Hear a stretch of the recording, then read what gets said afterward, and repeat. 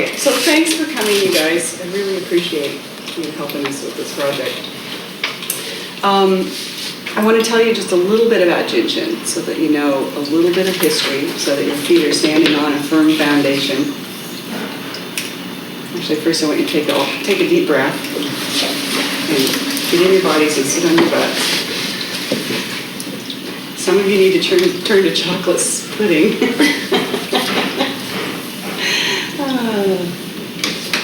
Take a deep breath.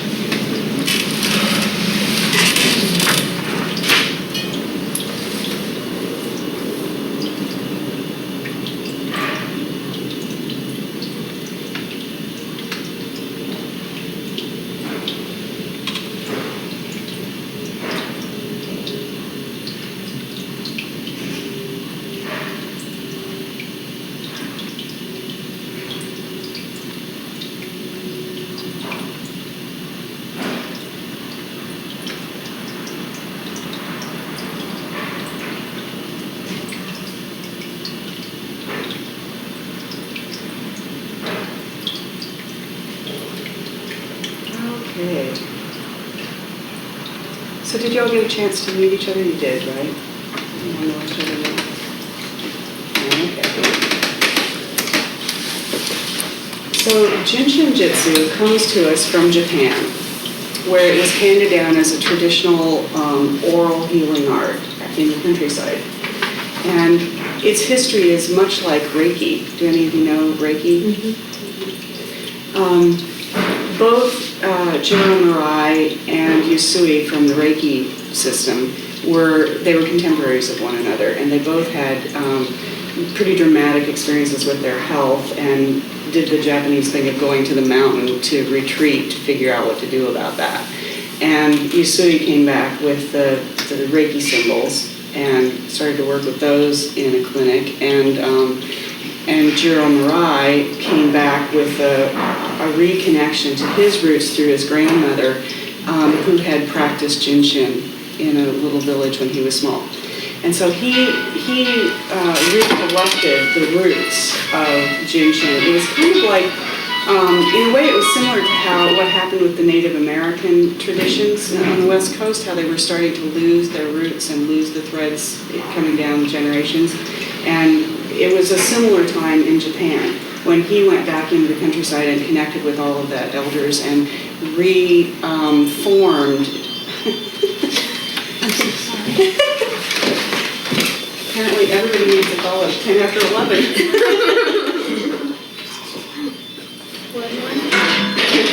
So he went back and visited a bunch of people, including his grandmother, and collected some of the stories and began to pull it back together so they could be in use again.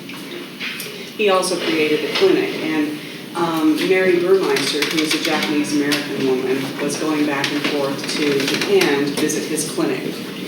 And she came to see him many times and learned Jin Shin over the years with him, and really never saw herself as a teacher because it was the Japanese system of masters that she was intersecting when she went there, and so it never occurred to her to be a teacher of it here. So it took her a long time of doing Jin Shin and having her friends asking for it before she began to see herself as a teacher and a leader. Eventually she did start to teach, and the woman who did these books that I teach from studied with her in 1975, so it's pretty recent that it's come to the Western world. Betsy, along with a small group of American women, there were a few men, I think, in those classes, but it was mostly women who were interested. And most of them retook the class several times. Mary taught by telling stories, and it was still very much the oral tradition. So these gals that took it in the 70s all of them have huge notebooks filled with handwritten stories and little pictures of bodies drawn out with where the points are. So it took them a long time to distill this oral tradition into something that could be put into a book. The books that Betsy put together are distilling that information in a way that allows every learning style to access it easily. So they're a wonderful compilation of the material. Iona Teagarden also was in those original classes, and she married the Jin Shin Jyutsu back to the Chinese acupuncture system and has managed to get it into a lot of massage schools and is working more with the medical model in the U.S. And Mary continued to teach, and her son became a lawyer. And so eventually they trademarked the term Jin Shin Jyutsu. So most of us can't use the term anymore for the traditional art. So you're learning Jin Shin Jyutsu, but it's called high touch because of the trademarking that was done by Mary. In some ways, the three branches of the family tree represent the strength of Jin Shin Jyutsu going back into the medical model through Jin Shin Do, the strength of Jin Shin Jyutsu being condensed more and more through Mary's lineage, where it's now much more academic and a lot more classes about learning it with the mind rather than hands-on, although the hands-on is in there, but it's very strong for the mind. And Betsy's branch of the family tree is very strong for community and getting families to do Jin Shin and having anyone who knows Jin Shin immediately start to teach it, where in Mary's lineage, it's very much about credentials and the hierarchy of learning. That, in a way, is a westernization of the Japanese master system. So, as you can imagine, my preference was the one that was more community-oriented and keeping the oral tradition. So, the basic concept of Jin Shin is that we are energy beings, from the cellular body out to the light that shines out from us. It's all energy. And the energy starts from the outside of our being and cycles through 7 cycles into the core of who we are, into the God source. As the energy cycles in, it helps to clear out things that aren't appropriate for who we really are. When it gets into the core of the God source, it amps that up and we become stronger at who we are. And then that begins to shine out into the world, little by little, more and more. Those 7 cycles represent the elements: earth, air, fire, water, and then there's also a fire that's the soul or life force. And as you'll learn to hold the pulses. As you hold the pulses, you can feel the pulses go through those sensory changes of the different elements as it gets into the God source. So the system gives you many ways to monitor and know what's happening inside your being with your energy field. You do it through the 26 points that are on the outside of the body. They're energy locks. They're places like circuit breakers in your system where the body can stop the energy from moving in order to give you a message that you need some attention on that aspect of consciousness on that part of the body. So for instance, this point is the 1. This is trust. And we have to have trust for all the other systems in our being to be lubricated, for all the other doors to open. We're going to go through those 26 points together, and you can each hold your own points. And after we do that, we'll very quickly, and we won't go into a lot of depth today because we won't have time, but I'll show you how the pulses are done on the wrist. And we'll talk about how the energy moves through the hands. And then we'll do a flow of consciousness on our body. And the flows are a series of points held in a particular pattern that will remind the body how to come back to that aspect of awareness. So each one of the 26 points they're like the alphabet of the body's language. Each one of those 26 points also has a flow, which is this series of points held in a specific order that will remind your being how to come back into alignment with the aspect of consciousness that point represents. So if you read the flow backwards, it will show you the steps of losing that awareness, because we have to unravel from the latest experience back to the initial experience that got us off track.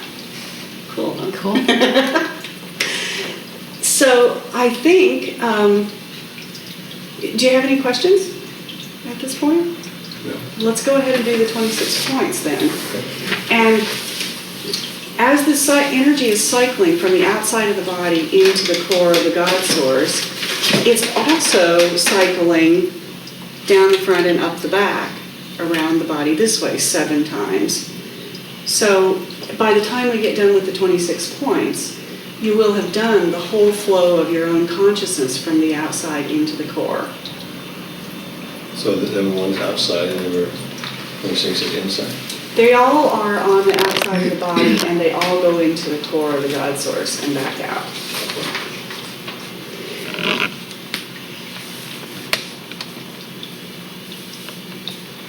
So when you go back the other way, is it that it goes To unwind up the yourself? front and down the back?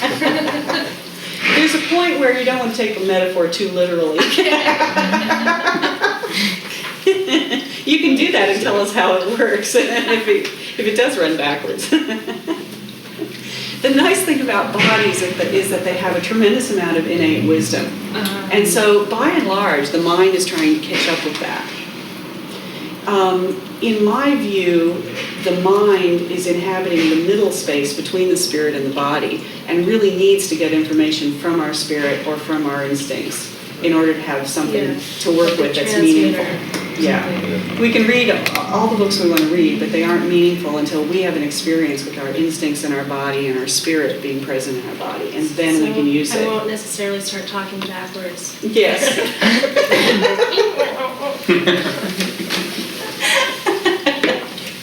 Yeah. Okay, so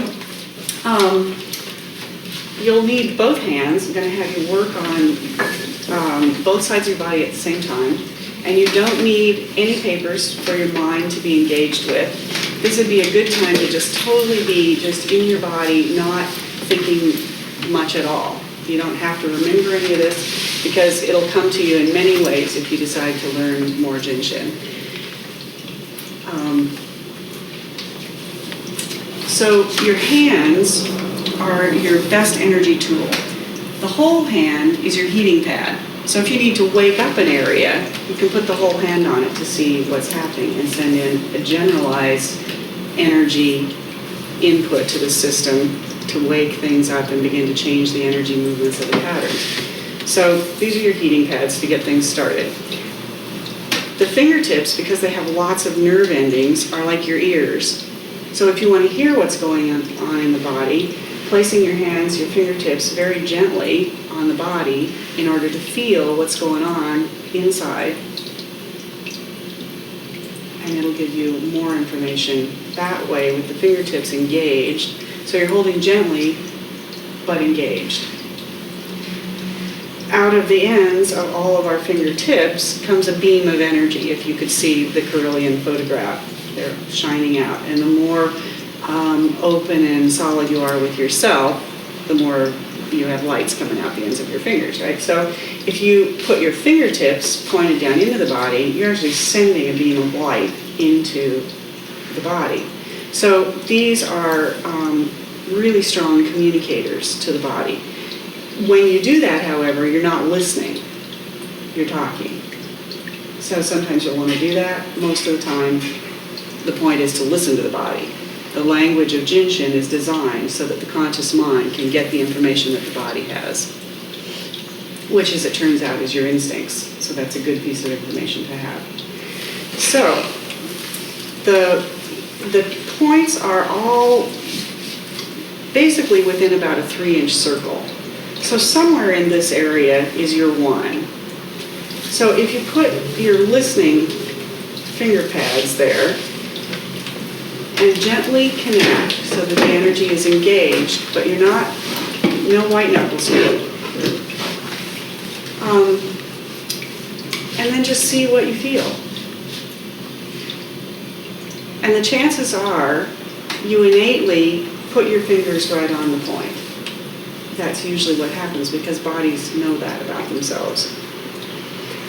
This point is where the body holds the consciousness of trust. It's the first mover. It lubricates all the systems. So as you begin to engage with your body in this way, actually listening to the energy inside, you are changing your own relationship to being in a very dramatic way. For many of us, this is the first time that the body actually has had the experience of being listened to. It may have a lot to say. As my friend Sherry says, there may be a lot of mail in that box that has not been read. Is it M-A-L-E?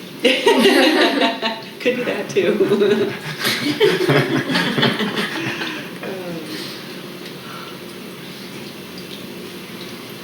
So as the one begins to talk to you, it opens and it also begins to cycle the energy into the core of the God source. And it feels like everybody's points are open. Do you all have a sensation under there? Something you're experiencing? Okay, great. Now that that one is open, the energy is beginning to flow through all of the meridians that go through there. It's also beginning to change the relationship to the emotions. It's also beginning to wake up the spirit to its connection to the body. And it's validating the body's experience on a whole new level. Now that energy begins to flow down the front of the body and comes up the back to the dimples on your hips. So I want you to put your hands now on the twos, which are right here, just at the top of the hip bones. The twos have to do with duality. Truth and beauty on the one side versus pain and suffering. It's our old picture of the old paradigm world that's leaving us. It's the picture of good and evil, yes and no, the battle between the sexes. The twos, when they're open, give us a strong sense of nature, of the feminine, of the sacredness of life, which is very important to us. It's sort of minimized in our world, especially living in LA. Not as many trees, humanity dominates nature, and so we really need that other picture of life and the sacredness of life unfolding in its own pattern without having to follow any imposed system or organization. It's the natural unfolding beauty, changing every moment and always perfect. Is everybody breathing? Now they are.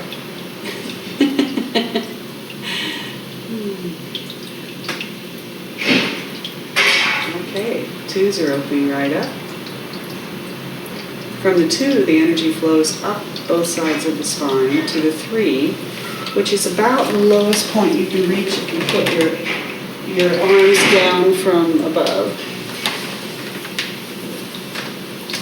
It's at the top corner of the shoulder blades. The number three is where your wisdom and the intellect come together. It's your understanding.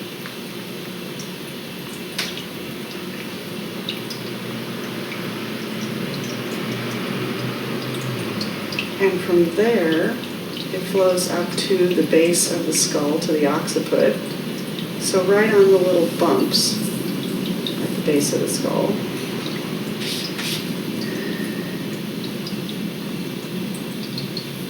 The number four is where spirit enters the body.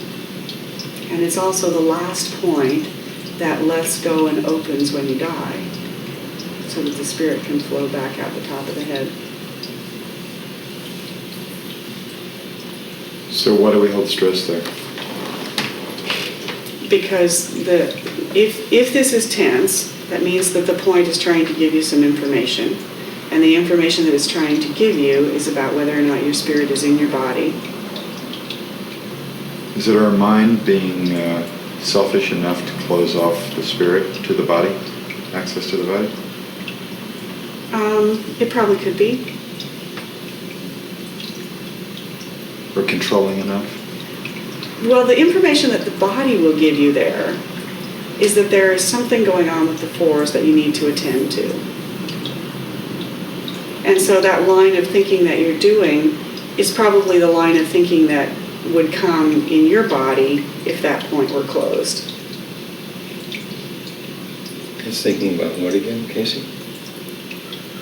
It's about what? This point is about spirit entering the body. It's where spirit enters the body. And it has to do with our connection to the divine. Okay, does that mean once the spirit is in, it's in, or does it go in and out and it's in various places? The spirit can go in and out. And if we aren't anchored in the body, especially in the lower body, it will go out this point. This point is also a point of invasion by outside energies that are trying to get in and usurp our spirit's place in the body. Does it relate at all to the third eye? All the points relate to all the other points. Good. Yeah.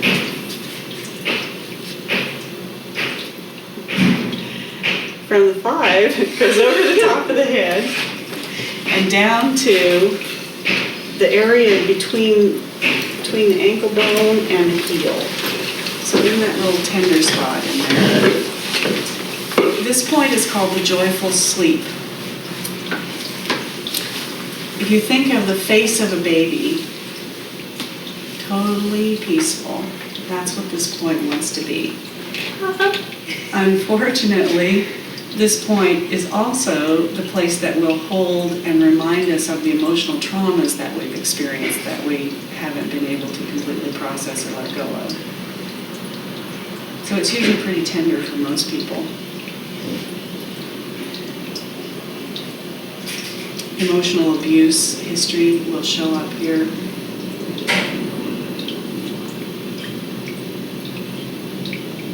Okay, those are opening nicely for everybody, it feels like. That's the 5. Okay, now the 6. I'm going to do this cross-legged. The 6 is on an arch.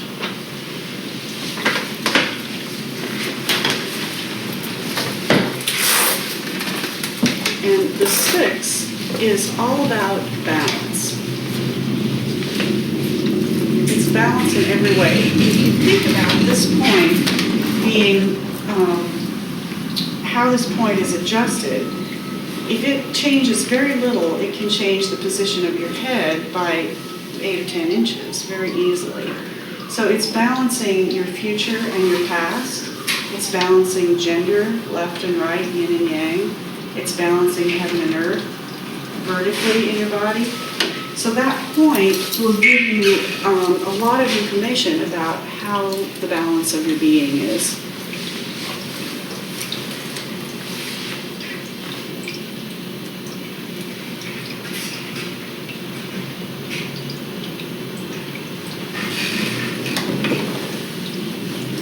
For a Libra like me, I need to pay attention to that one. Does it hurt? Sometimes, but not now. Yeah. Cool. Yeah, I've always had sore arches when I was out of balance. Mm-hmm. If I hold this point every day, will my arches come back to me? It'll definitely help. This point has to be open for those to change. Now the 7, which is underneath the big toe.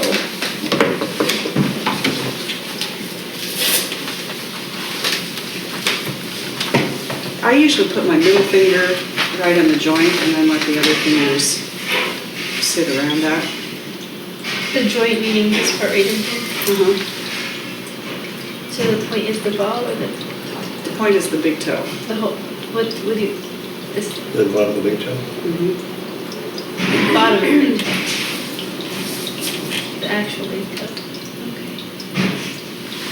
It's a 3-inch circle, right? Okay, okay, So that's right, I you'll forgot. find your point in there. I usually start by putting my middle finger right in the joint there and Okay, then feeling what's going on. It could be on the end of the toe, it could be in the middle, but usually it's right on the bottom of the big toe. thanks. And what's that one again? This one is your sense of victory. It's the high point of the breath.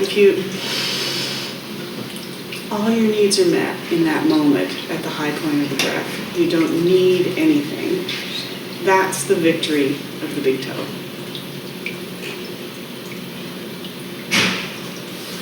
Now, in general, in Jin Shin, the left side of the body is incoming information, it's strengthening and building.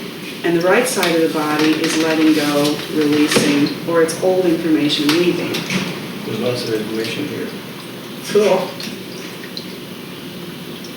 That's also, in terms of reflexology, it's the neck and the head with the big toe. It's an Aries part of your body astrologically.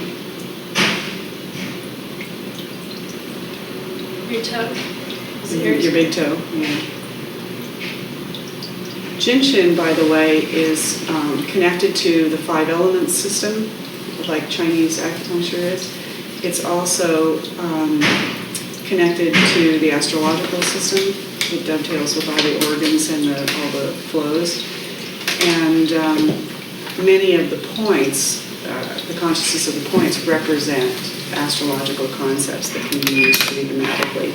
And the spinal column is coordinated in Jin Shin with the astrological system.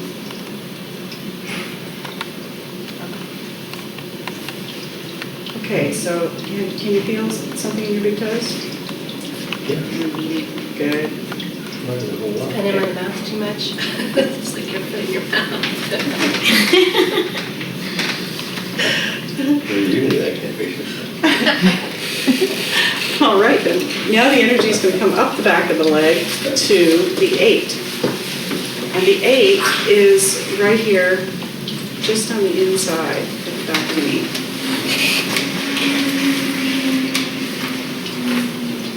The 8 is where the body holds the ability and awareness of release. Letting go. And release is not something you can describe or teach someone. Release is something that we all have to feel and learn for ourselves.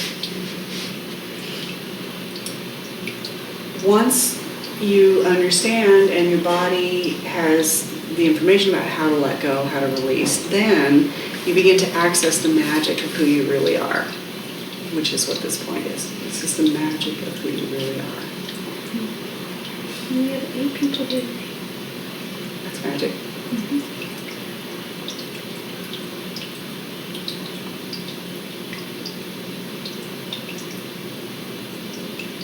So the 8s need to be open to let go of a lover. The 8s need to be open to not be constipated. They need to be open to move into the next area of our life, to take new steps.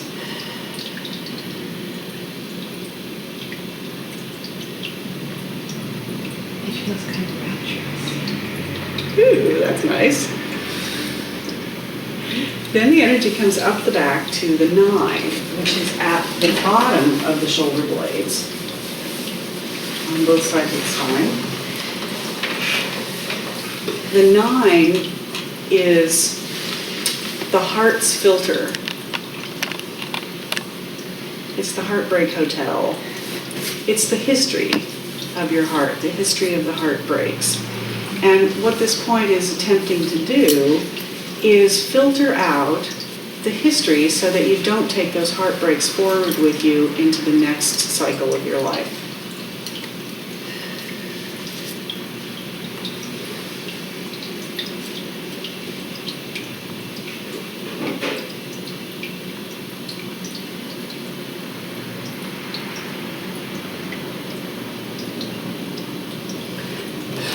Okay.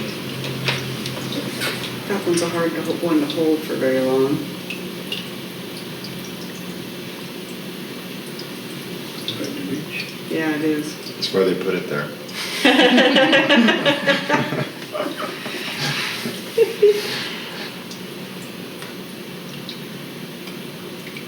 Are you supposed to keep that energy?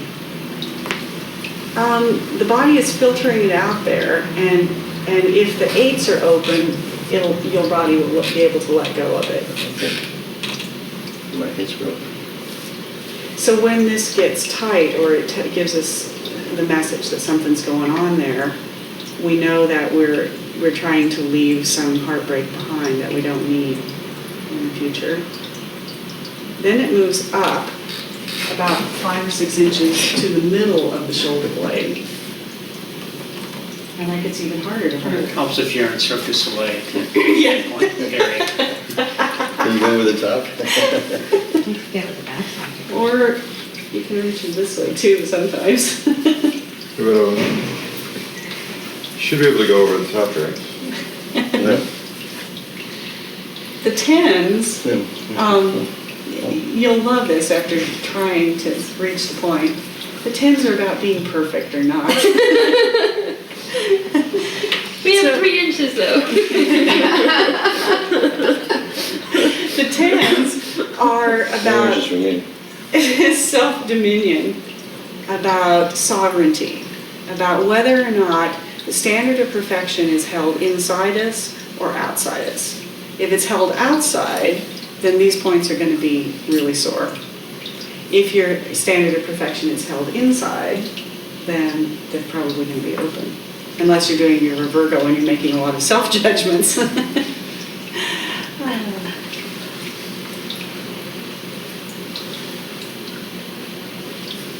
So this is judgment. Um, Self-judgment?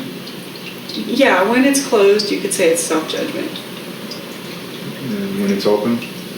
It's more about the standard being out here than the judgment. Like for a Virgo, it would be self-judgment. But it might not be judgment, it might just be that the standard is out here and you're trying really hard to be perfect. For an external source instead of your internal source. Yeah. So if that's in pain, what does it mean? It probably means that you're trying to do something outside yourself that doesn't match your internal values. Could extreme martyrdom, if someone's figure, if they're like hunched over, Yeah. could be related to that too. I think of the heart being convex or concave, but here there's like a slump. Mhm. Because I know someone like that and sees have a martyr. Yeah. Well, when you think of all 4 of those points or 5 of those points together, it certainly makes a strong pattern. So from the 10, it moves up to the 11s, which are right on the top of the shoulders. And the 11 is the filter that filters out emotional toxins. So if somebody gets angry at you and yells at you, that creates a chemistry inside your body that's toxic, and your body tries to clear that out, immediately making this tense along here. The good news is that emotions are water soluble. So if you drink a big glass of water immediately after that, it will help to open this. The bad news is most of us are carrying chronic emotional toxins from our families of origin and from the lineage that we came from, and so it's Fortunately, usually... those are alcohol soluble.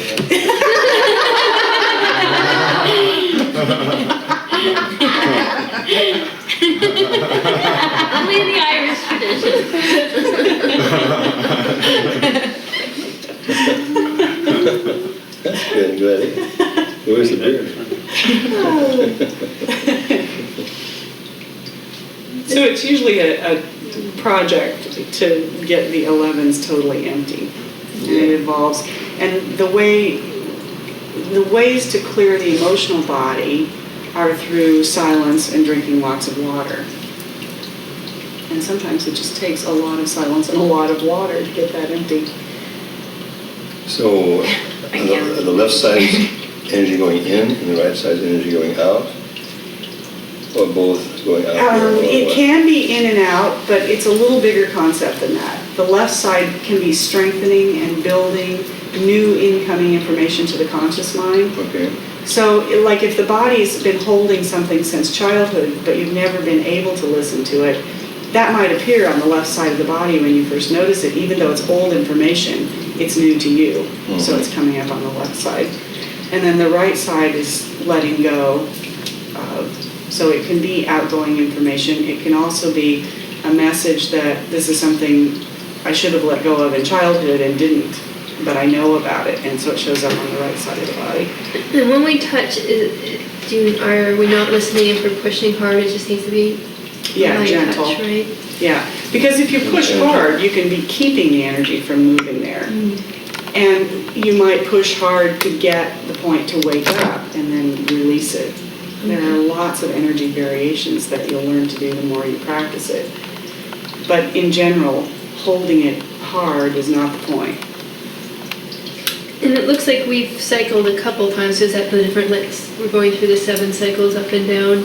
Through the different points, we'll go up and down 7 times. Yeah. Okay. By the time we're done with the points, we will have cycled through the energy cycles, all 7 of them. Actually, and then there are 2 on the inside of that. So then from the 11, the energy moves up to the middle of the neck, which is the 12. And the 12 is where we surrender our personal will to divine will.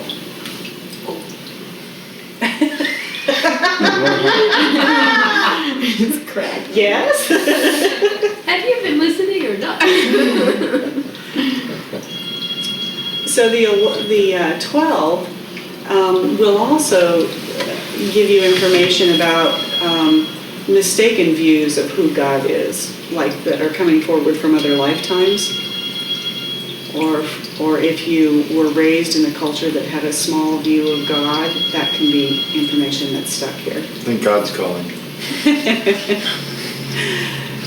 If you surrender your will to a dominating spouse, it can show up in this point.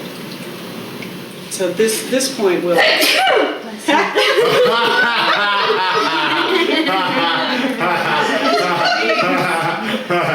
Okay, Lottie's got a project going there.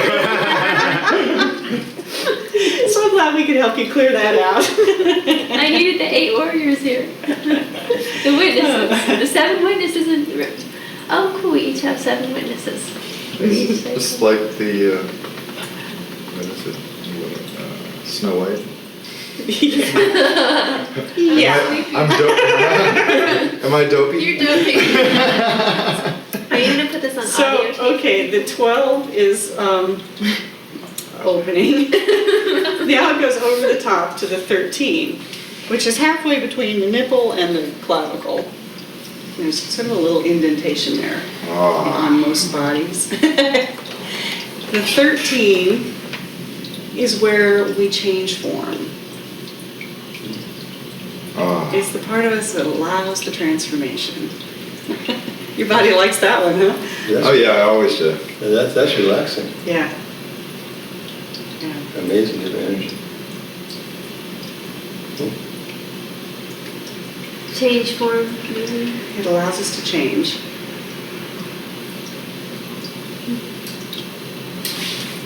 Change in which way? Always? Or? Any way that your being needs to change. When it's closed, there's a rigidity and we're stuck in our patterns. When this is open, it allows us to change. Mine's not closed. This would be good to have an audio tape this one. Then it goes down to the 14, which is just below the ribs.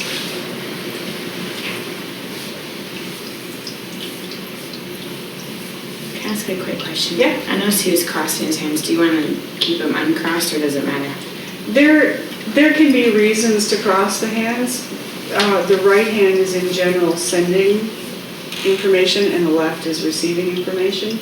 So if you wanted to send and receive for some reason in that particular way, when you're doing Jin Shin on yourself, the body will self-correct and it'll do the energy the way you need it to be done. Okay. I was just wondering because I was just studying some on Reiki and it said not to cross the hands Yeah. where the energy flows. But that's, Yeah, it does, when you cross and they're touching, it does alter how the energy flow happens through the arms. Okay. What is this? The 14 is how we take information from our external world, take it in and digest it. It's whether or not we can make sense of the world out here and turn it into power inside our own being. And this one's been out of whack on everybody I've connected with in LA. It's a really difficult environment for the physical body to deal with. Lots of noise, lots of information, lots of people, lots of movement, and not as much nature to stabilize. And of course, our bodies would like to eat, high energy organic food. It would like to be eating beauty, fresh air, clean air. So it's a difficult environment for the 14s in LA. Maybe that's why everyone's beauty obsessed, because there's not the natural beauty, so I'm trying to make up for it. I don't know, it just popped in my head.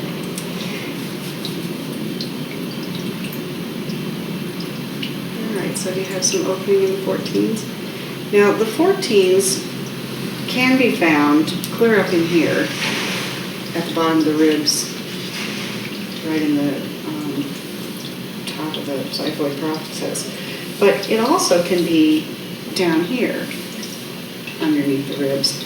This point has the largest area that it can move through, I find. And in general, what happens is if you're contracted, if you're afraid, the points will pull toward the center line. If you've just spent 3 days in bed with your new lover and there aren't any issues yet, it'll be clear out here on the outside. Everything's wide open. So usually it's somewhere in the middle. It's pretty extreme for it to be up here and pretty extreme for it to be out here. So usually somewhere in the middle. From the 14, it drops down to the 15s, which are right in the leg crease. And same thing, if you're wide open, it'll be clear out here, like on the hip joint. And if you have had a lot of sexual abuse, it'll be right on the corners of the pubic bone. And that'll usually be really, really sore. So somewhere in between. And this point is your joy. This is your happiness, your excitement about being in a body.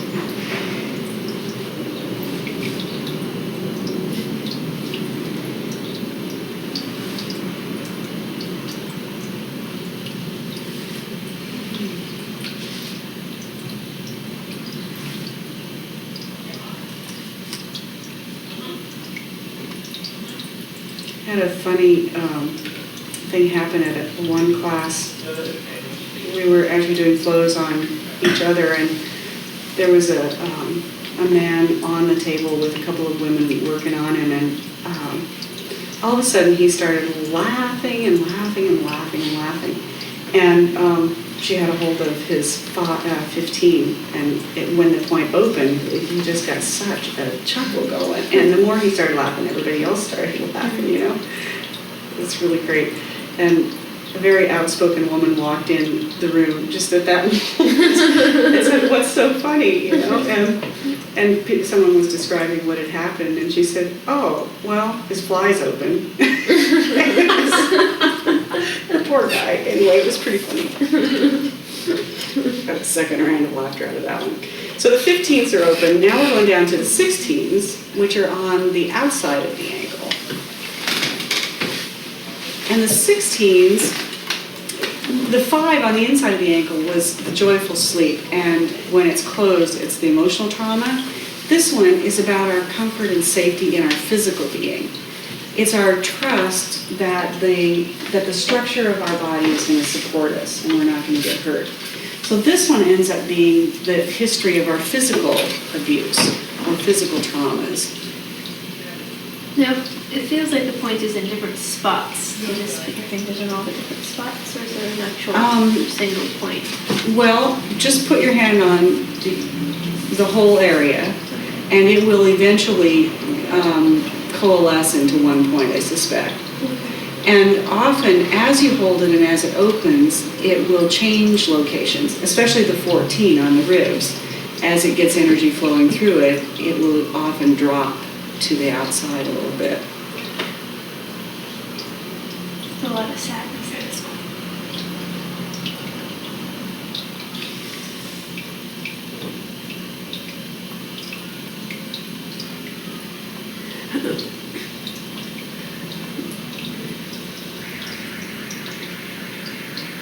Okay, so now the energy travels up the back.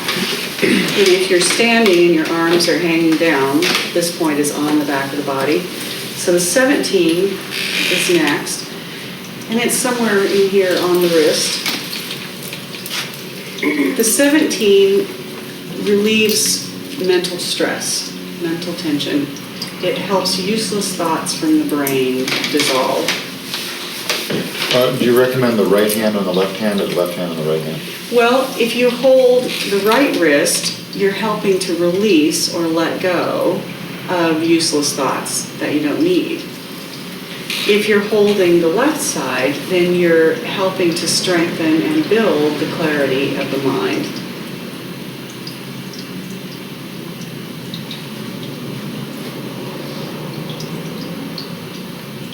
So if you've just had a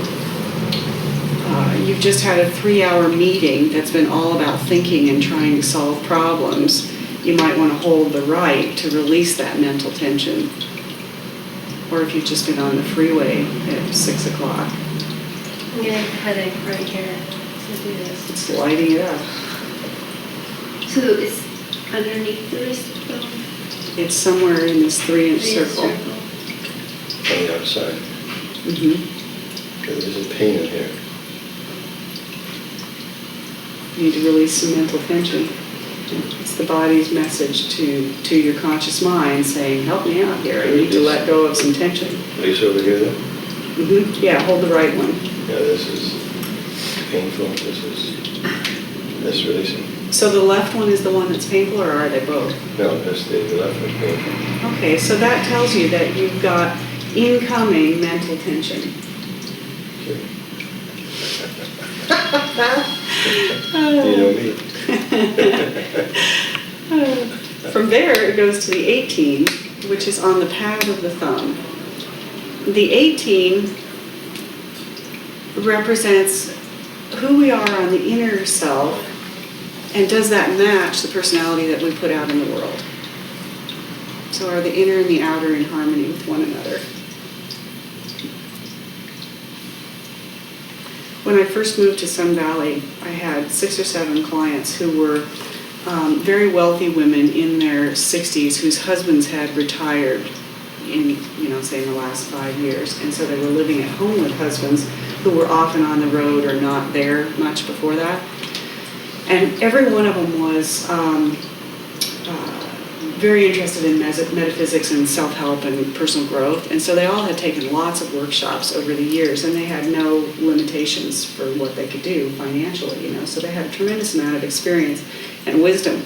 And when their husbands retired, they were all pretty stifled by these very linear, very controlling CEOs that were suddenly at home all the time. And every one of them could hardly move their thumbs, because they couldn't bring that beautiful thing that they had been funding for all these years out in their personality anymore, because they were trying to comply with the husband's directives, and the way he had done things at work. Right and left on this point, too. Could you explain that? So on the left side, this is helping to strengthen your inner ability to be strong and put that out authentically in the world. On the right side, it's helping you let go of the things that keep you from putting it out in the world.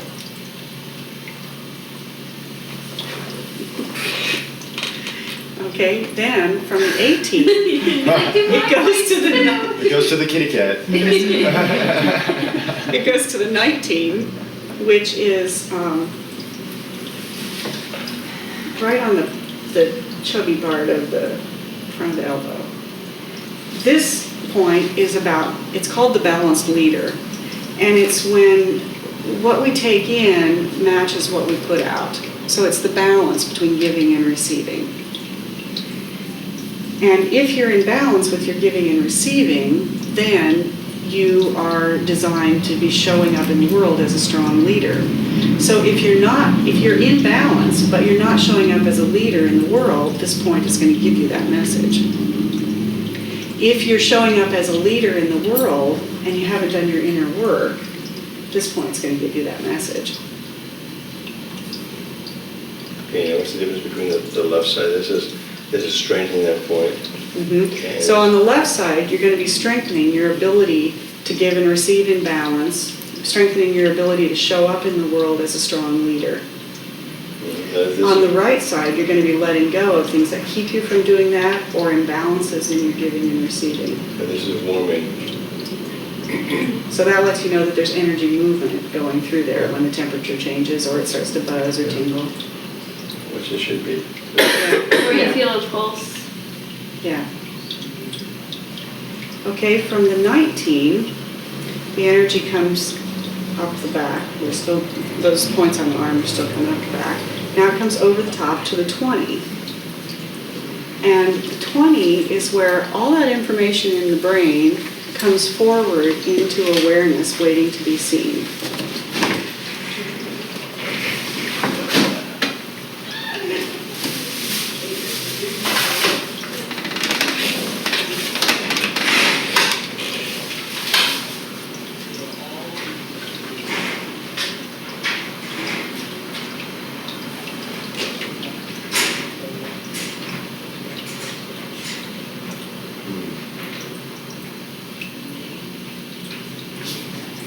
Okay. Feels like that's moving for everyone.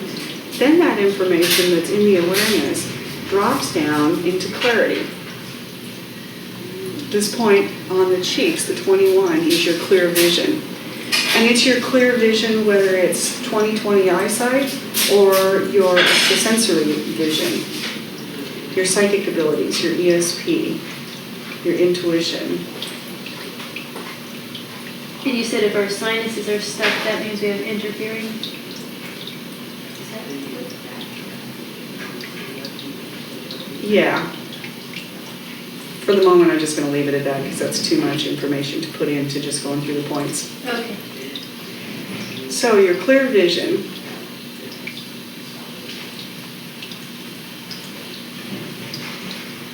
Then the clarity drops down to just below the clavicle. The 22 is our ability to allow ourselves to receive everything that we've funded up to now, whether that's in past lives or from now to childhood or the work we did last week. Allowing yourself to receive it, and it's tucked right up underneath the collarbone. And this is another one that will, if you're afraid to receive because the things that are happening around you are difficult and it's not energy you want to receive, or it'll move clear to the outside. So this point wants us to get a bigger basket, be willing to receive more. In someone who's got, it's like a nursing mother, this point is so tender you can hardly touch it because they are giving so much. And most of the time, they aren't aware of what they're receiving from the baby. And so this point is really having a hard time adjusting and balancing to what exactly is being received. This one put me to sleep. Oh, yeah?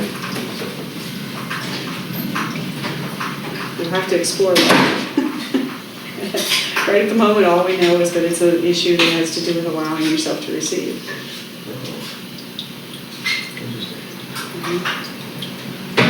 Now, from here, it makes a big loop down to the bottom and back up to the bottom of the ribs.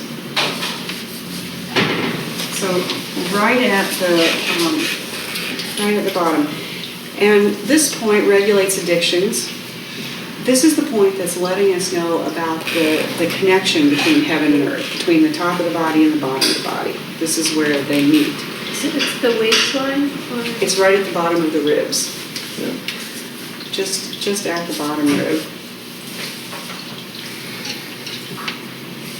So when heaven and earth are connected to one another, when your strong spirit goes all the way down into your feet and you're walking on your spiritual path, and when the earth energy, your instincts, go all the way up to the top of your head and you have tantric sexuality and you can operate with your instincts clearly through the mind, then this point is open and addictions aren't triggered. If heaven and earth begin to pull apart and your spirit isn't all the way in the body and your instincts aren't all the way in your body, then we try to fill this space with something because we innately know that there should be something in there. So we might overeat, we might overindulge sexually, it might be substances, but we're trying to fill the space where heaven and earth should be but aren't. So the 23 will give you feedback about whether or not heaven and earth are in there, and that in turn will let you know whether addictions are being triggered. So this point is vulnerable. If you're just down to 12-pack, this point is now going to be very vulnerable, because heaven and earth are clearly not together. If heaven and earth start to separate, you're going to want a beer, or you're going to want a candy bar. Is it linked to the kidneys? Mhm. Just That's a big yes.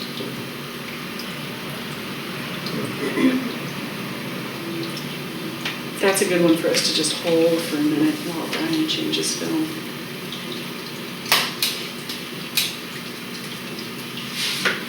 So if you find yourself creating something that is just a filler, perhaps you could, Hold this. well, would it be possible to hold this Yeah. and, okay. Yeah. And the partner point for the 23 happens to be the opposite one. Every point has a partner that will quickly remind it who it is and get it back on track. And the partner for the 23 is the one. So what gets us back out of the addiction zone is trust. So by holding the one on the opposite side, Oh, it has to be the opposite one. that will remind the 23 to stay open. That's a real joining up sensation. Mm-hmm.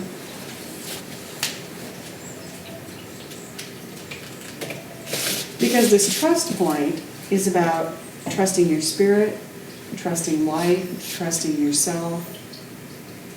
It's a big picture of trust, and the energy of having that ability to be comfortable in knowing that you can trust. You described this as being a correlating point. It would seem almost that holding the trust point with any other of the points would be. Well, because it's the first mover, it lubricates all the points, so they all are helped by the trust point, definitely. But this one's even more so, because other points have other partner points, right? Every point has its partner. Mhm. All right, so there's the 23. Has everybody got that open? Is it giving you some information? Okay. I know it's From- running. From there, it goes over the top of the head and down to the feet, and the 24 is right on the top of the foot.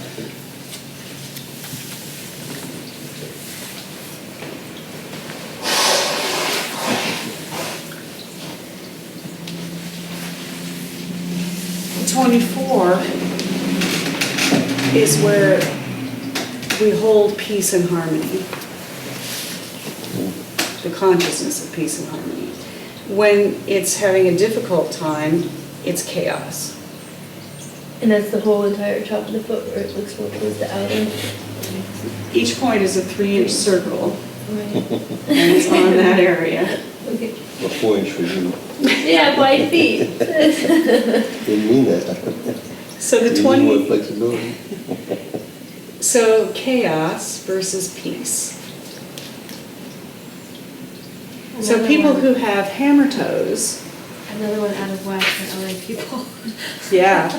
So people who have hammer toes have a tremendous amount of tension in the 24. It's pulling the top of the toe up so that they do that shape.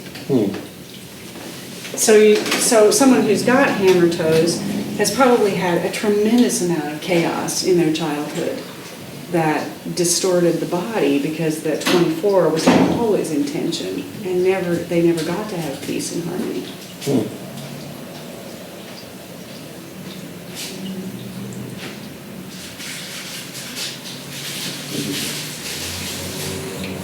From there, it goes up the back of the leg to the 25, which you are sitting on.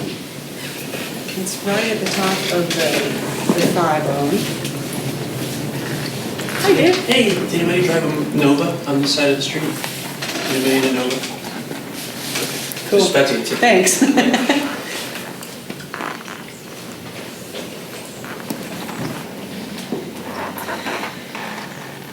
The 25 is filtering out physical toxins. So if you over-exercise, this point will filter out the toxins. If you have a yeast infection and the body is trying to filter out all those sugars and toxins, this point will feel that. If you've been sitting too much, this point will talk to you. So it's where the sound goes into the hip joint. Right at the top.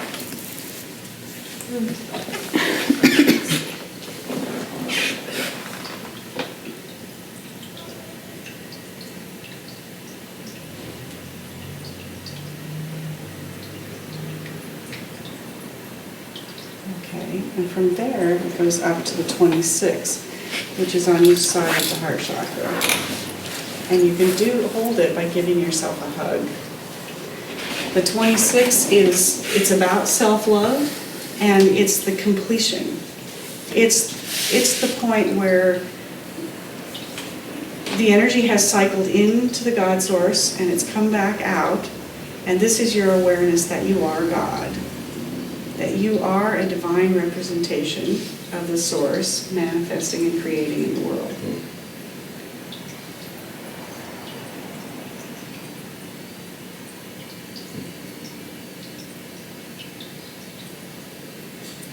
I found mine a little higher up in the arm socket. Okay, move around. Just a little higher up. It's totally different for me. Mind at peace. This feels like a good position to sit in when you're out in public. I am God. Don't mess with me. Remember? LA bus or something? Yeah. Exactly. One crowd LA bus, watch out. That's probably why we do that, cross our arms. That was a peaceful. I know Kung Fu.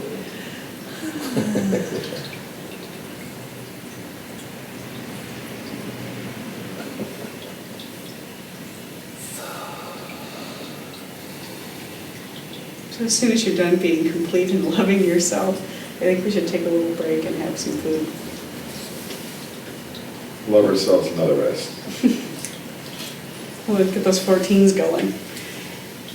Get some nutrition. That's good. This, another reason that the 14 has such a hard time staying open and in balance is because there are meridians that go through there. The diagonals go through, the front meridians go through there, some move from the front to the back. So it's like Grand Central Station. Yeah. So if things aren't working through there, the trains are running into each other, you know, or there's no train coming through and there's a bunch of people standing on the platform. So it's really, really an important area to have open.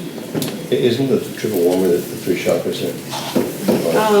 Well, the triple warmer isn't part of this system, but It's still- it's in another system. in another system, it has that name, yeah. Yeah. Yeah. But that's its location. Mm-hmm. What's the partner for this one? I don't remember offhand.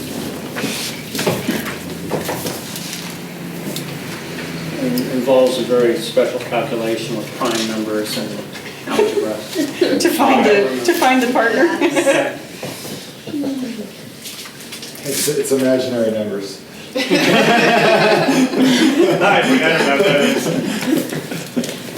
It's the 19.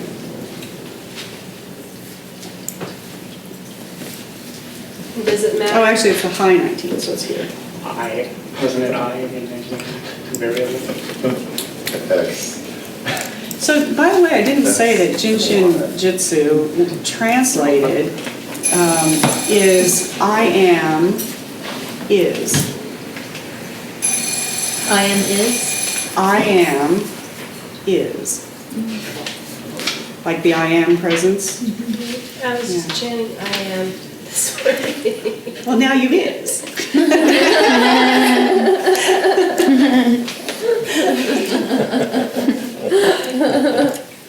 You is you.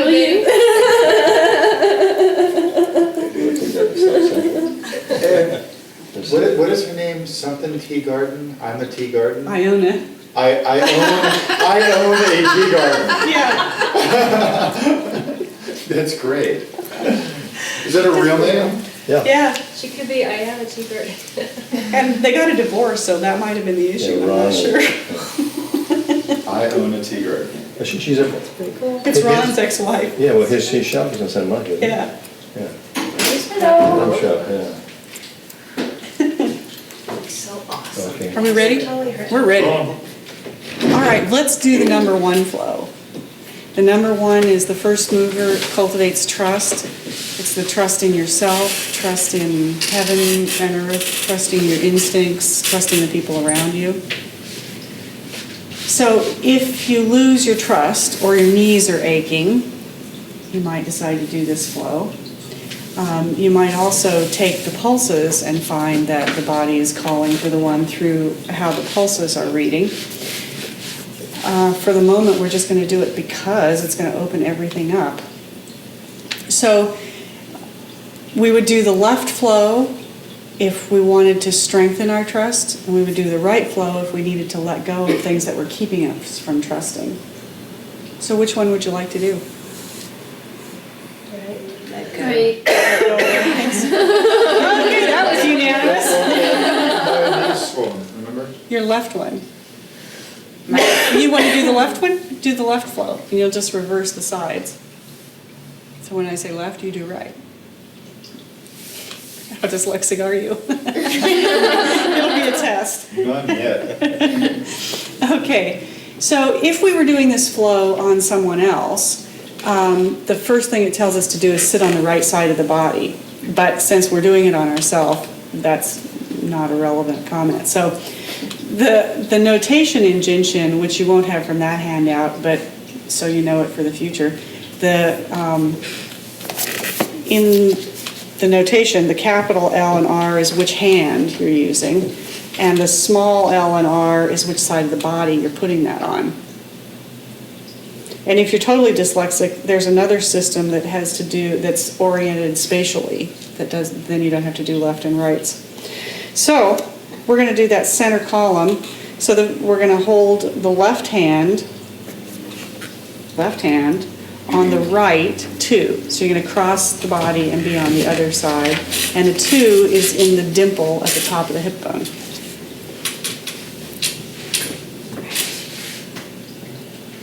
Okay. All right, I'll lay that out in case you need to be visual for some reason. Some of you might. Now the right hand is going to be on the top of the pubic bone.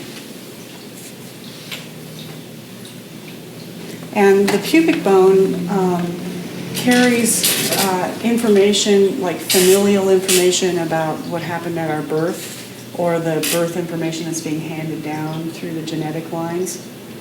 So it has a lot to do with whether or not it was safe to come through the birth canal, whether or not it's safe to be in your body. So the left hand, which is calling energy to it, is asking the right 2 to open up. So it's asking the right 2 to let go of any information about duality that isn't working for you. So yes and no, God and the devil, all those sort of illusionary polarities are being asked to dissolve and come out of the body by the left hand holding that right 2. Meanwhile, you're putting energy into the pubic bone to tell the body that it's safe. It's safe to be back in your body. Safe for the spirit to be all the way down to the root chakra.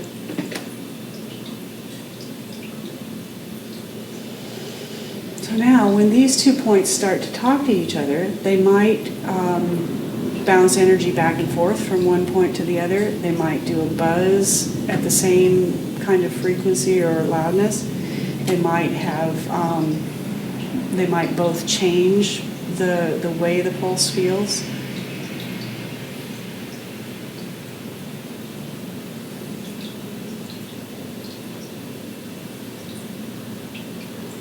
All right, and that's starting to open.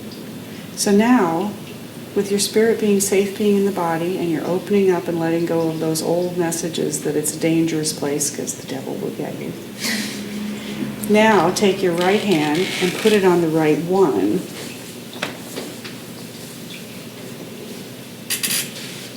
So now that it's safe to be in the second chakra and the root chakra, now we're going to open the trust. What happens if the first didn't take? You might hold it longer. No.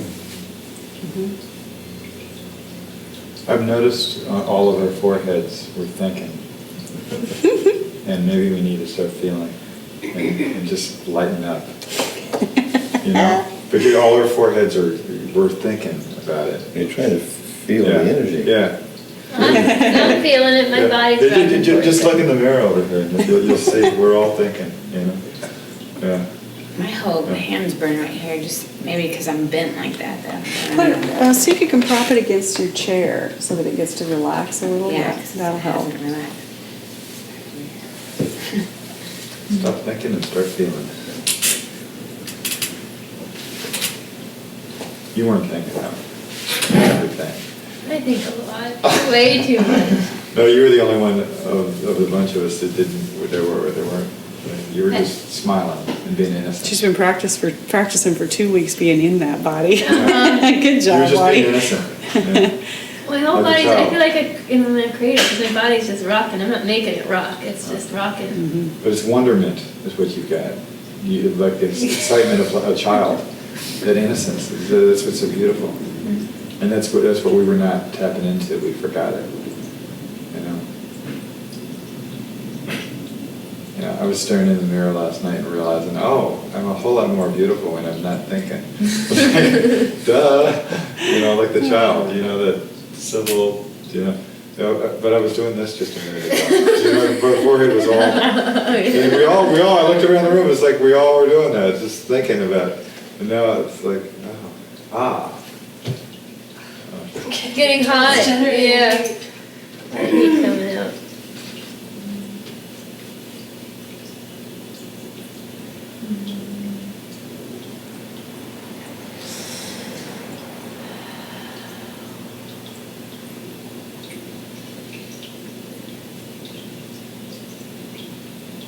Okay, is that one opening up? All right, so now the right hand is going to go to the right 5.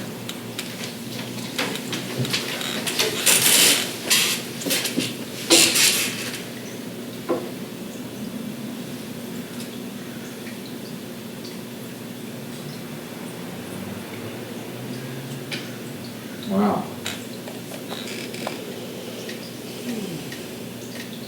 It changes everything.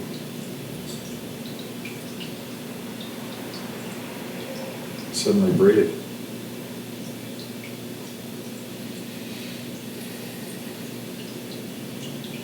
So is anybody, are you feeling the upper back tension? I have on my right side. Yeah. Not right now. You're talking Is about, anybody feeling upper back tension right now? oh, you mean as we're doing this or just? Yeah. Yeah?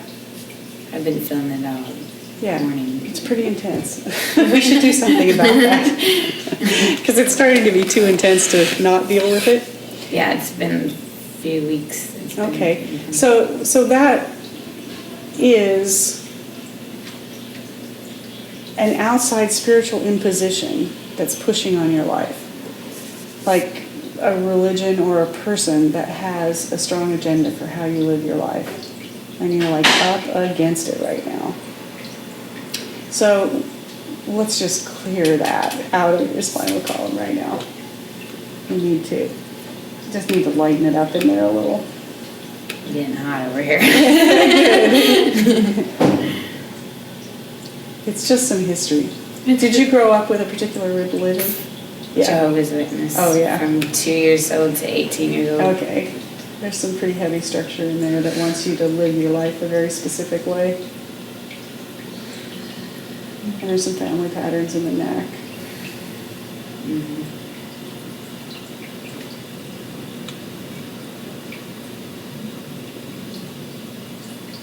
Woo-hoo. Okay. We got some matching things over here. Take a deep breath. Yeah. And it's going across through here, is how I experience it. Yeah, we'll just release it in your way. Okay. So the color of your face just changed. It did. Changed. Really? The color of your face, it's lovely. Yeah. Cool. It doesn't hurt quite as much, although it's still kind of intense. I've been going to massage therapist, everything. I thought it was from work, bartending. Well, that's making it worse, but, Cutie's gonna come out. because you're like off the path. For the last 10 years. Yeah. This is a little alignment adjustment right here. We need to get together and do some clearing for you. What do you think, Kitty? Did we get that out of there? Okay, so now,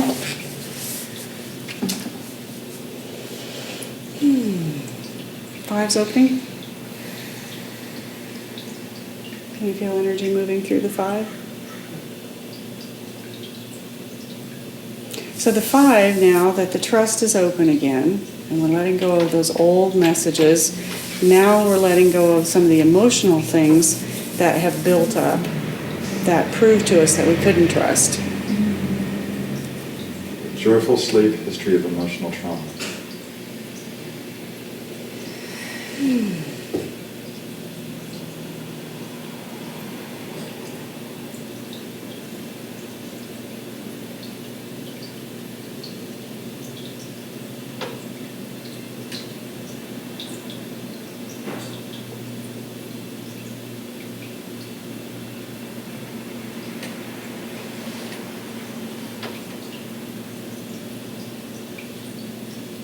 Is yours talking yet, Michelle?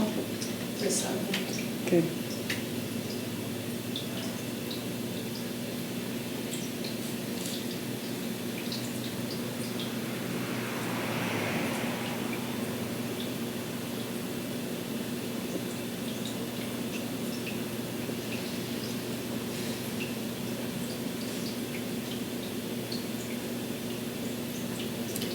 Okay, well, we'll just have to edit this part out, Brian.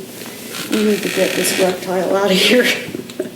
Okay, I want a containment field around this thing.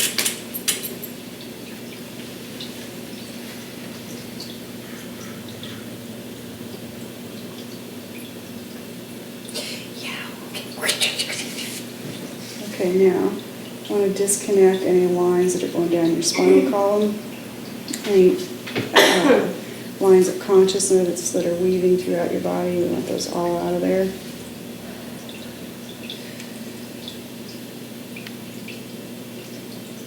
I want to dissolve any connections that come to and from your body through family members or from any people that have connected in on those lines. I'm going to remove the signature from your energy field.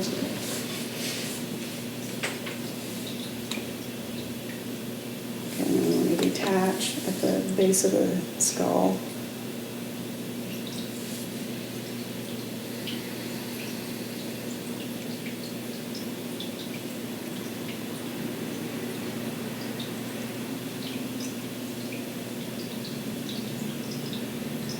Okay, how's your head feel? Is yours okay? A little bit of tension. Okay, we want to just restore all the work we did the other night with you and strengthen that in your energy field, strengthening what's in you. Did you stay out of it? For the I feel a teeny bit here, but I'm Okay, also just stay stay in out your spinal column. Okay, we're going to do Harry.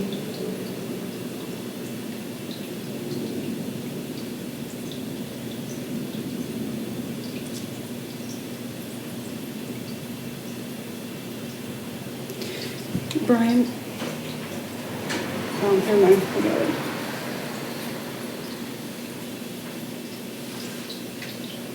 Okay, now I want all the lines removed from this circle. We need to get and Carl into a too. containment field, not right in the moment. Okay, I want all the lines in a containment field.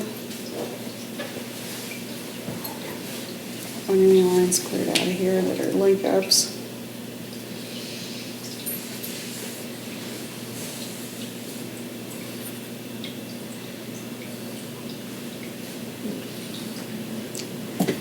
What's happening on the internet up there, Brian? Do you know? Is Dave It's online? not on. It's all up. Why are we all of a sudden so exposed and getting hammered from all sides?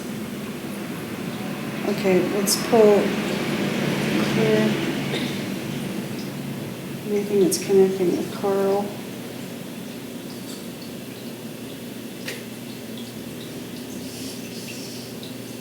Holy shit, we're just getting whomped here. What the hell just happened?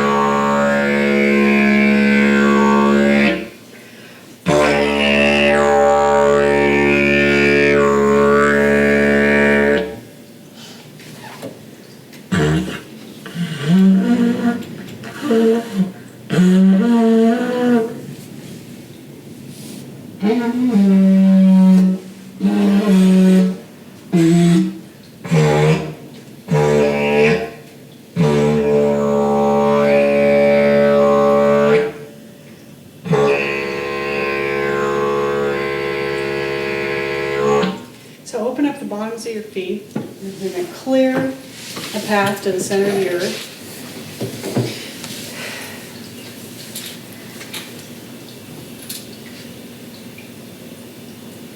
Okay, I see what's going on.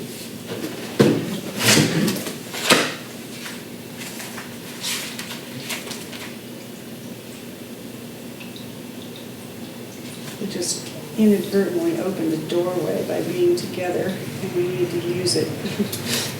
We need to walk through it.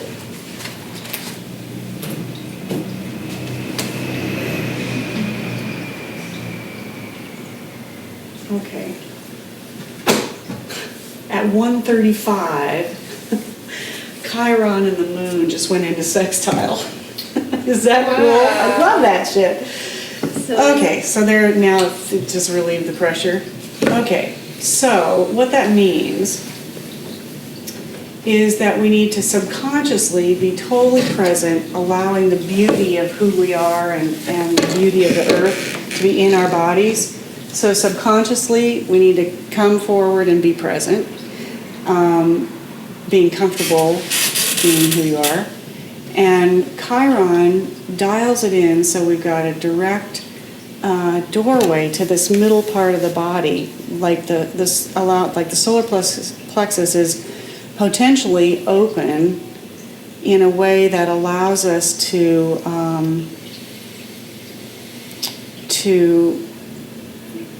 dial in a better structure for our reality, and that's why it's hitting the spinal column. And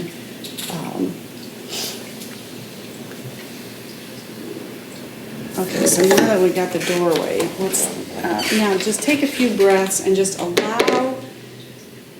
allow yourself to settle in and be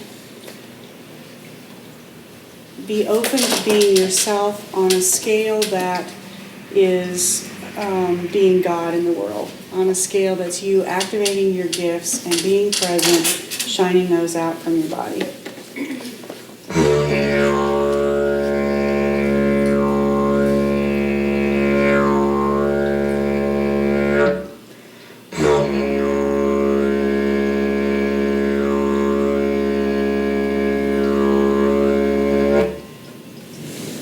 Your spinal, okay, I guess we're, the next point of the trust is your big toe, okay, but you got the victory going because we lit up at the right time to turn this on. So, the spinal column, the tailbone, the three little bones at the tip of the tailbone, are aspects of, are they going to feed me or eat me? Am I part of the group, or are they serving me for dinner? Am I in or am I out? So that basic survival message comes from the tip of the tailbone up, and it's like at the very tip of the tailbone, it's about the real, am I going to die? But then as it goes up to that next bigger bone, it's like, okay, does my mother love me, or is she going to toss me to the wolves, you know? And then the next bigger bone up is, am I part of a community? And am I going to be safe in the family or the group that's my community? So with that stable, then the energy moves up into the sacrum. And in the sacrum, it's all about the sacredness of life. And that was the first point of the trust, was opening that sacredness. And the sacredness of the sacrum is feeding a nerve plexus there that's feeding out to all over a lot of different places in our body. So the messages from those nerves, the message that's getting carried on those nerves is the information that the sacrum is holding in the dense bone structure. So if the bone structure is holding old messages, say that life doesn't matter, then that's the message that goes out to our nerves, and that doesn't fit. So the more we allow the sacrum to hold that sacredness, then that's the message that goes out and strengthens and juices up all the different parts of our body that the nerves are feeding. So then the energy comes up into the lumbars, and the lumbars are really big. Like if you tune in and think about those, they come like halfway out into your body. They're huge compared to these little bones up here, right? They're really holding a lot of strength and a lot of solidarity for our being. The lumbar bones represent how your soul is inhabiting this body, how your soul's impetus for being is translating into the physical realm. It's a pretty big picture. Nice, big picture for all of us. Okay, so that then is sending energy up into the thoracics that start right about in here and go up to the base of the neck. The thoracics represent all of the astrology signs. So it starts at the bottom with Pisces, Aquarius, Capricorn, and up to Aries, which is up here at the top. So those 12 signs are connected to the 12 organs in Jin Shin. And each one of the organs has a 2-hour time period when it's cycling. And each one of them is an astrological sign and also connected to one of the vertebrae in terms of consciousness held there. As that information of the 12 astrology signs translates through the thoracics, it represents all the different aspects of consciousness that make up who we are and what the personality is that we put out in the world. So Pisces starts at which? Pisces is at the bottom. Okay, go back in your body. Okay. We start with Pisces down here at the bottom, Aquarius, Capricorn, then it goes up to Aries at the top.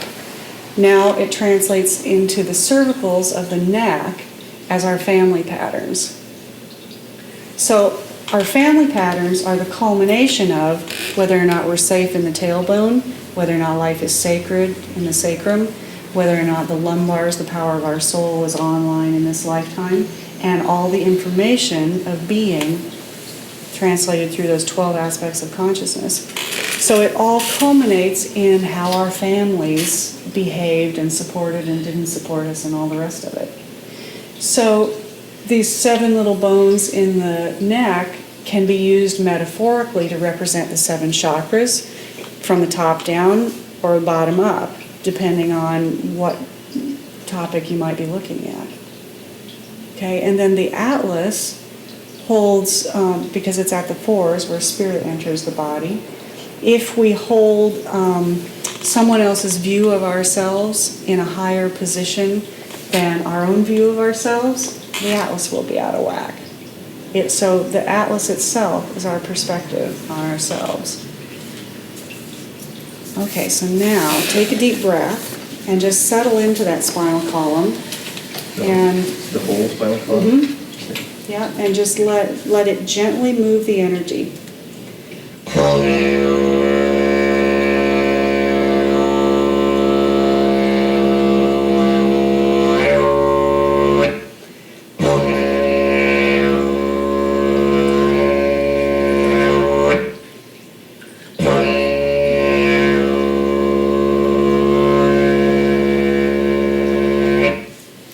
All right, so how does it feel in there? Better than it was? Yeah. A little more relaxed. Good. Any part of the spine talking to you? The upper. Okay, cervicals for Harry. Me too. Right in the middle. Like where the 9s are at the bottom of the shoulder blade? Yeah. Right. Yeah, right between the 9s. So now, because it's the 9s, you know it's the Heartbreak Hotel. It's the history of the heart that the body's holding there to filter out. So you can tune in and let go of that history of the heart. Yours in the cervicals, Harry, you know it's the family patterns. So you can relax those and let them go. I was feeling something on the top right shoulder. Okay. But also in the cervical area, too. So family patterns, and the right shoulder is Top of the often shoulder. a religious guardian that's imposing itself on your energy body and trying to keep you on the path. And you do have one in there that's trying to keep, just really wishing you would get out of the bar and back to church. I'm feeling my Where's yours, babe? 11s in the atlas. Okay, and that makes sense to you, right? feeling my one split up in my sacrum on Oh, my right cool. on my right side only though. Oh, cool. So that's keep doing that flow that we were doing a minute ago and hold them, yeah. How's yours doing, Brian? Cool.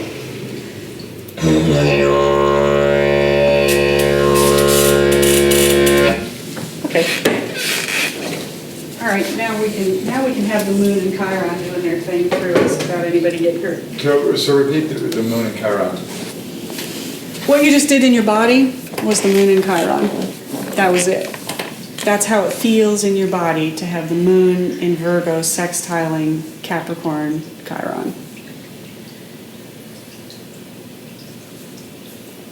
And what does sextile mean? They're in an easy flow of communications to one another. So Chiron was just sending a bunch of messages directly into the subconscious. And those messages required that we tune up the spinal column so that we could flow with that amount of information. And it'll probably...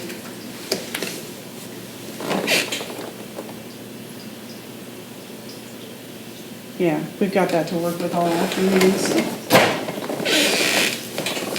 so we're good to go. Okay, so maybe we should hold that right 2 and the 7 now and get our victory sensation out of that flow. Should I go with you or should I do my opposite? Do the opposite on yours. And that'll finish the flow the way you started it.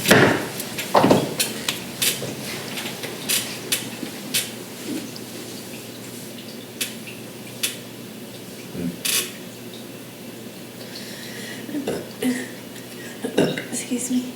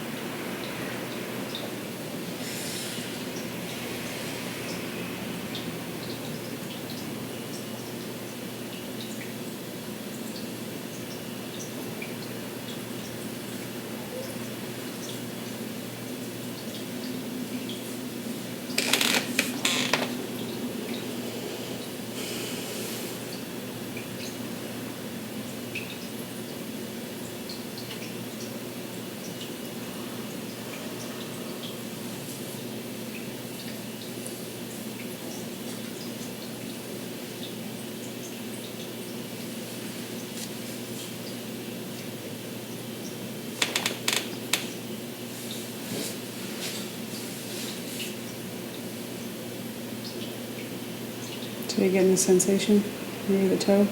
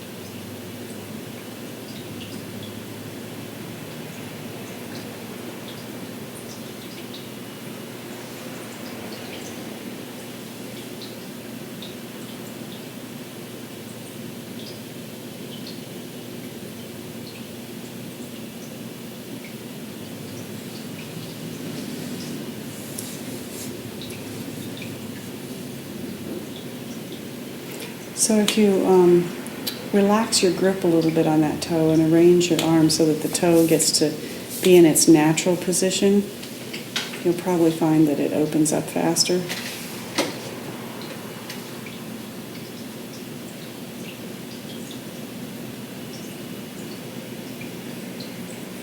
And we should be underneath the big toe. Mm-hmm.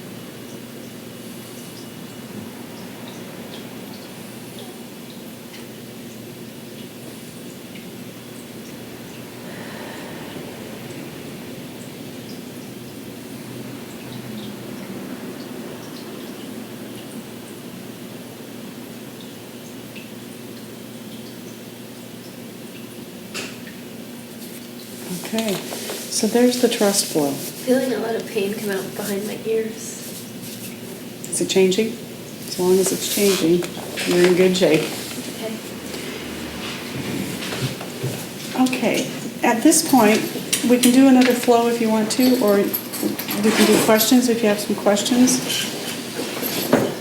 I actually do have some questions. Go for it. So, if you're creating a flow on yourself and you're hooking up the points,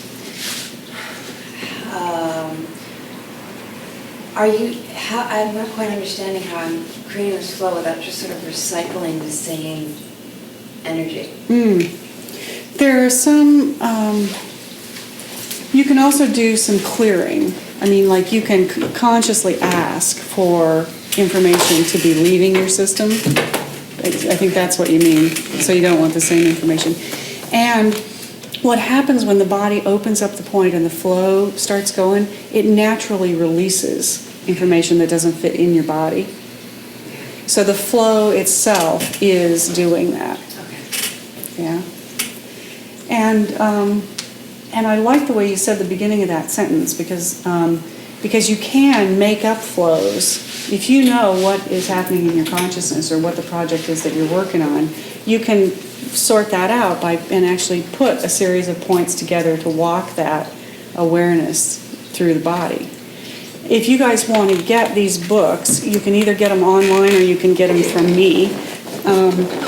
And you can start, the information that you've got today is enough to start working with doing flows on yourself. So are we talking basically the acupuncture system, the meridians, these are for different functions that are opening up at different meridians, kind of, are these along the meridian lines, these flows, do you think? Do you know? They absolutely are. That's the basis of the system. Yeah. Okay. And the organ flows are the meridian lines that the Chinese system uses. Mm-hmm. That both Jin Shin Jyutsu and Chinese acupuncture have come from the same roots. Right. This is the traditional system that was an oral tradition coming down the lines in the countryside. Right. And the Chinese acupuncture system was an academic system developed on the mainland of China. But, I mean, they've that's because of the ages, but they've also measured the various meridian lines and found energy to flow in them, technically too, you know. Mm-hmm. So, okay, so this is just a very strong understanding of the particular issues that you have, where to connect the flow, make it flow better, because probably there's some blockage between the 2 points. Well, when working with the organ flows, Right. what you're working with is actually moving the energy along the organ meridian pathways. Okay. Right. When we're doing a number flow, like the one we just did with the one, Yeah. now we're working with the flow of consciousness through the body, Okay. which is not necessarily on lines. It's not Yeah, it wouldn't necessarily be. physical lines inside the body, but it's the way the consciousness of the points interact with one another. Right. Now, the points and the particular issues with them, is that long-standing, or did people recently discover that, or? No, that's been part of the original system. Okay. And in the 5 elements acupuncture tradition, these same sorts of pieces of information about consciousness exist. When Mao took over and did the Cultural Revolution, the 5 elements was eliminated from the Chinese acupuncture system. And so it became much more academic and held less of the esoteric aspects of consciousness. So it would make sense if I notice, which I actually did, if I'm doing a flow, another part of my body is asking for attention, and it might happen to be a point. So it would make sense to go to that in terms of the consciousness flow.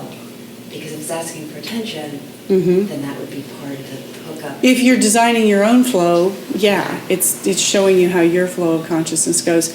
If you're doing the number 1 flow and holding these, the 2, the pubic bone, the 1, the 5, and the 7, and the 19 lights up, I wouldn't necessarily hold the 19. I would just let it come into balance with this new perspective of trust. and it'll probably change. But sometimes when the trust begins to open up, then you immediately know that the next issue is one of leadership. And you're scared shitless to be a leader, and that's why the trust went out of whack. So then you could open up the book to the 19 flow and walk your body through its fear of being a strong leader. Yeah. And I often find when I'm doing sessions for people that if I take the pulses, it will take me directly to what needs to happen. But I might start that particular flow that the body has asked for, and the third point in the flow absolutely will not go anywhere. And we have to stop and then do something for that point.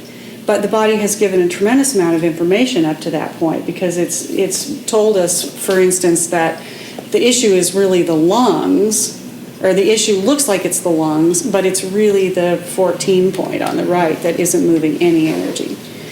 So the more you work with it, the more intricate and complex your understanding of the conversation gets, and the body has more ways of getting information to you in more and more complex ways the more you get to know the system.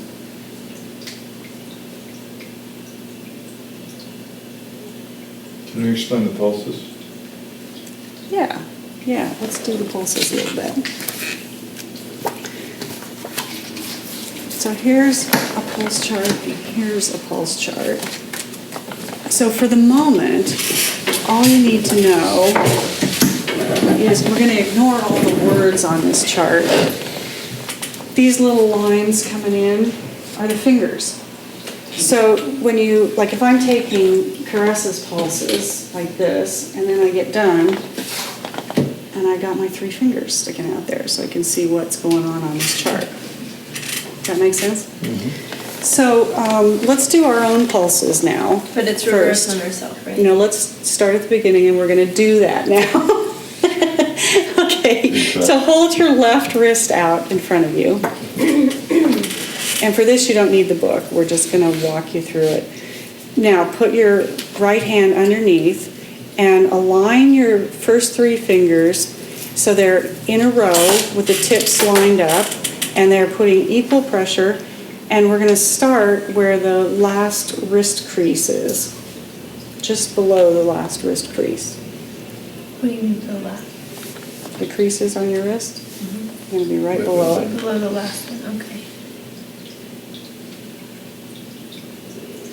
Okay. Now, gently engage your fingers. You want equal pressure on all 3 fingers, and you want the fingertips lined up.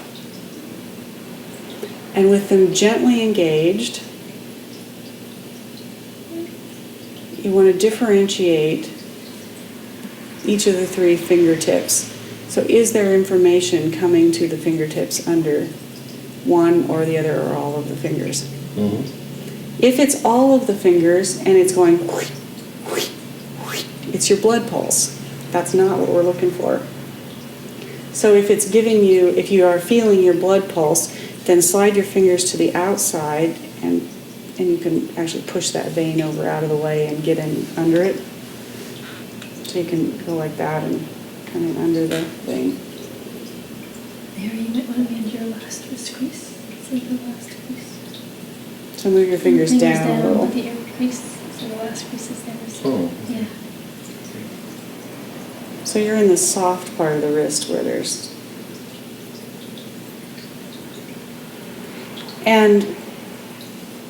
And if I had over the years been telling people, put your fingers right up here next to the thumb to do this, that's where the body would give you that information. I'm just telling you to put it down here because you get out of the joint and all those little bones and tendons and ligaments that are in there, and it's actually easier to sort it out down here where it's soft, and it's easier to get underneath that vein if it's in the way. But we're interacting with the body's wisdom, not with a technological machine, right? So it's a two-way communication. So your body is sending the communication, you and your fingers are listening to it, but it's still you and your body working together. So you're developing the communication. It's pretty difficult to do it wrong when it's an inside job. So you can adjust on both ends. Your body will give the message a little differently if your fingers are in a different place, and your fingers will hear it if they need to adjust. Okay, so now you can, we are doing the light pulse, which is on the top of the finger. So now you can check and see what you heard with that finger. Did you have the small intestine, gallbladder, or bladder giving you a message? Okay. But you put the backs of the fingers against it? Mm-hmm. So which one did you get? Fear. And what? Okay, so that was the bladder, because we're doing the light pulse. And we're going to do the deep ones next, and then it'll be the ones on the bottom of the finger. So I get the small intestine. Okay. Well, what do you mean giving you a message? I feel things on all three fingers. Mm-hmm. And all three. So which one's giving you a message that is a loud enough message to respond to? Because when you're taking these pulses, you have the ability to feel that, like, the longer you hold it, the more it's going to change. And what it's doing is cycling through the 7 layers, down 7 depths. And at each one of those depth changes, the pulse takes a different character. So it's going to start out being an earth pulse, and then it's a wood pulse, and then it's a water pulse. Right? So there are 7 different sensations for each one of these organs that you can be feeling. And then there are qualities around that even that you can feel. So there's a tremendous amount of information that's available to you by taking these 12 pulses. I mean, if you're in Chinese acupuncture school, you spend a whole year learning to do pulses. And it is not considered mastery by any means. It's a lifetime of exploration. So what we're learning to do is get a very basic communication from the body about which organ flow it would like you to do, or which combination. And the more you learn about Jin Shin, the more you'll be able to decipher what the more subtle interpretations and meanings are of all those different feelings that you'll feel. So for now, all we need to know is, what does the body want us to work on? So now try the other side and see what you get over there. For me, go ahead. I'm sorry. What came up was a strong pain right here, and then in my big toe right here. And you'll have to just work with Jin Shin for a while to see what that's going to mean to you. But your body's already giving you communications, and the more you learn Jin Shin, the more you'll be able to understand what that might be saying. Yeah. Okay. How do you differentiate between small intestine and heart? Well, we're going to do that next. Let's just do it on this wrist. So now, fingers are in the same position, in the same place, only now we're going to squeeze in tighter. We're going to go in deep to take the pulse rather than just connected with the surface. So make sure you equalize the pressure of the fingers so they're all about the same. And you want it to still be the pad, not the tip. Right, because think about it, if it's the tip of the Listening. finger, then we're sending energy in and you're not listening. So it's much harder to get the pulse. So definitely the pads, and that way all those luscious nerve endings are picking up everything they can. This is harder to get away from the pulse. Yeah, pull it to the outside and push in, and you can get underneath that vein.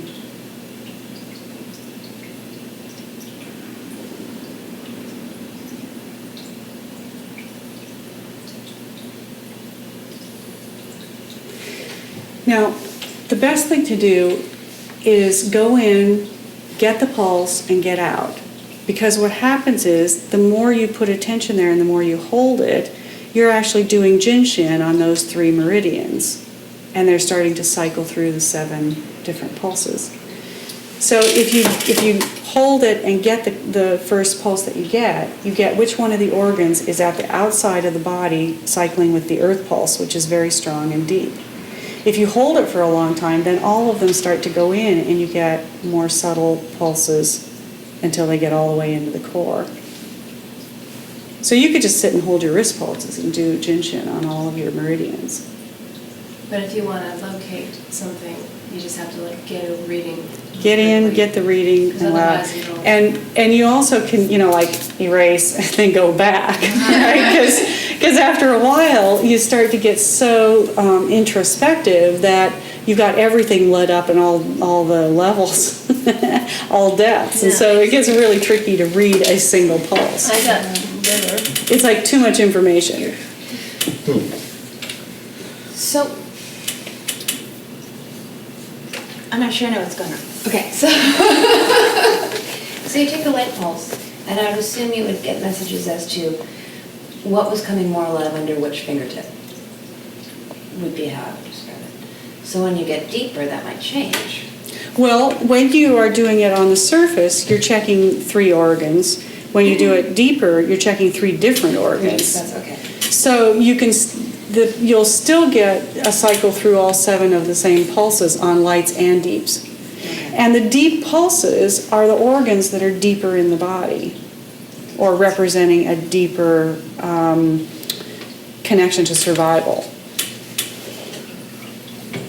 Okay, so now we're on the lower on this side. Mm-hmm. Right. So now, take a partner and do it on someone else's pulses. And the easiest way to do that is to gently hold your hands in this position, and then the person can just walk up to you. So gently hold them in that position, and then it's easy to get a hold of the pulses.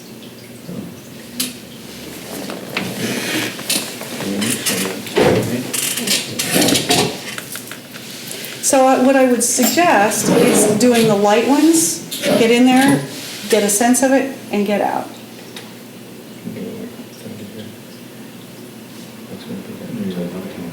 So see the weird position she's in, Brian? If you go like this, yeah, that'll just let it, just gently toward you. Then that lets her wrists be in an open position, and then it's easier to feel the flow of the energy. It's much easier when you're laying down on the table, then it's very obvious how to do it, and your wrists are open. So Harry, if you put your arms up like this, then her wrists are open and flowing, and it's easier to read the pulses.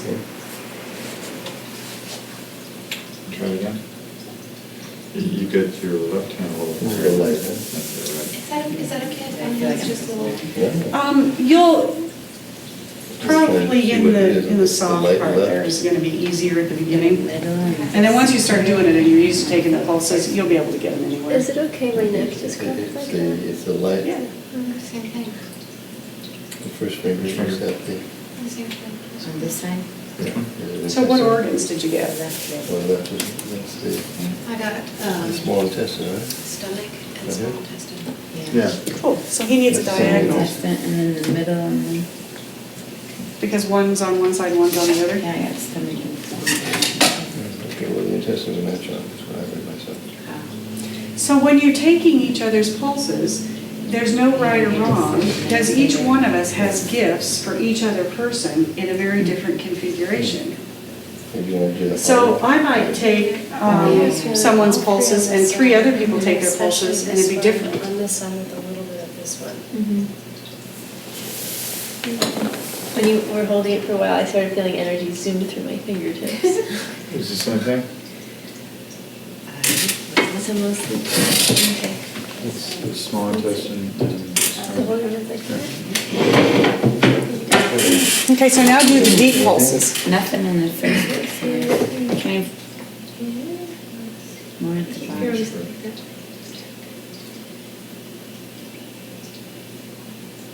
You want to spread out? I know, I can feel the same energy she can read, is that the way it works? Mm-hmm. Okay, Yeah, I had the same. yeah.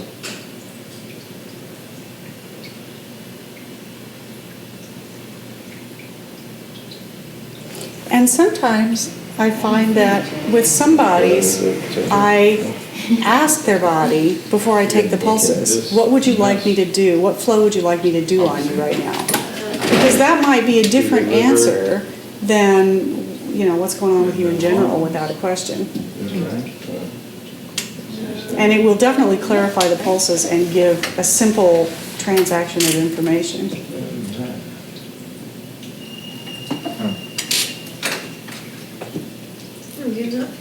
Sure, mostly just this one here, which is Top two on the left. Which is what I got when I did myself.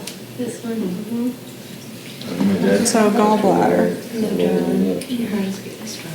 It might be interesting to you to No, see the one on the left. where the gallbladder flow is- goes. is the- so it's bladder. My left or your left? No, this is your urine. So this is Yeah, it's not one. spiky through And that. then the other two. Did you need the map, babe? I don't know what it means. Did you need that for a second? That's the Flip them over. Oh, this way? No, just so it's the back of the hands. Yeah, there you go. Of course. Yeah, it was that when Oh, I have told one. you, That's three, did I say that? Well, no, wait a This minute, that's one very was interesting. No, but it's trauma. It was what? So it is. But the energy patterns are still there, and the energy meridian is still trying to do the messages, it just doesn't have the organ in the flow. diagram, bladder, Well, how do you, gallbladder. well, okay. So the body still has to perform that function somewhere. And the spleen and the liver overload with reflected and projected emotions between genders, like the war between the sexes. And Brian's got like a dozen planets in Libra.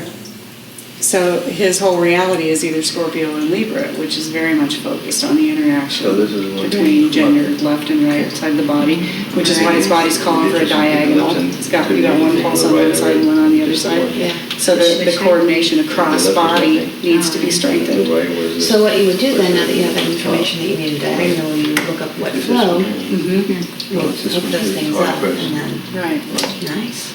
yeah.